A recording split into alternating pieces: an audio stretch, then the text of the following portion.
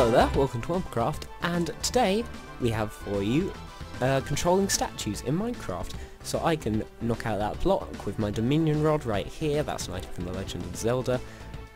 This thing doesn't have collision detection just yet, but hey, why not? Just make it a massive machine of destruction. This is going to go around and is going to kill anything in its path.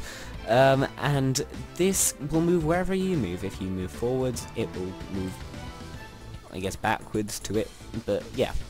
So I'll do it in F5, it'll make more sense.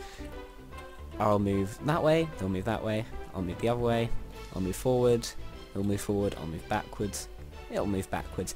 So that's basically all it is, and this will work anywhere in the world. I can just scroll off the Dominion Rod, and it'll go back to normal, and I can just walk around again. If I want to activate it again, I have to stand roughly here and hit it, and yep, it worked, and I can move around with it again and just scroll off to take it off. Sometimes it is a little buggy, that's very rare, and just going back will fix it. There we go. Yeah, now it's gone. So let's just put it back there, and then we can explain how this all works. So I'm going to take away invisibility from any entities here, and as you can see, there are two squids here. One is called stat 1 and one is called stat 2, as you can see in the bottom left. And they are both here, and when I activate the Dominion Rod, or the statue, I'll hit it, and stat 1 is going to start doing something very weird and nightmarish. It's a bit strange, but it's basically how it works. I have to... Stat 2 is the entity that will always control where the statue is, and will delete old versions of the statue. Stat 1 is the entity that will create the new statue. So if I move right, this is going to be difficult to see, but I move right, you can see stat 1 is the one that moves to the new place first, and then stat 2 follows on afterwards. It's very quick, it's very difficult to see, but that's what happens. So I'm gonna get out of here and explain how it works in a little bit more depth. So right here is a little circuit to detect everything being activated.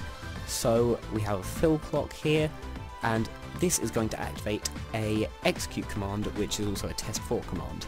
This is going to make stat 2, the squid who is always by the old statue, test for the block 2 blocks above them, and it's going to test if that block is air, so if the block has been deleted by the Dominion Rod. If it has, it's going to move on to this command block. Well, it'll do this one first. Yeah, it'll do this one first, which will set the block above it to stone brick, which is what it would have been before. So it just resets it if the player isn't in the right place. It won't continue anything after that if the player isn't 5 blocks by the statue, which is what stat 2 will test for next. It will test if there is a player in the position where it can move around the statue. If the player isn't in the right position, none of the other stuff will happen, and the circuit will just go back to the beginning. If it does find a player, it's going to set their score, that player's score, of Rod, which is a dummy objective I created, to 1. That will just activate the moving, so it will activate all of the stuff that happens, which is all over there, and I'll go over that in a minute. It's then just going to do some resetting stuff, so it's going to lock the circuit until the player takes their... scrolls off that first slot in their inventory, which is where the Dominion Rod has to be. Then it's just going to set the score of Rod back to 0, and it's just going to reset that success count of that command block to just reset the whole circuit. Now, when the score of the player for Rod is 1, it's going to activate this circuit here, and stuff's going to happen. Now, to start with, if they don't have a score of Rod, it's just going to keep cloning the old statue where stat 2 is. The old statue is this statue right here. These are the 2 statues that are going to be cloned, they're just rejects, ignore them. But these 2 statues do get cloned around the place. But if there is a player with a score of Rod with at least 1, it's going to teleport the first squid to that player.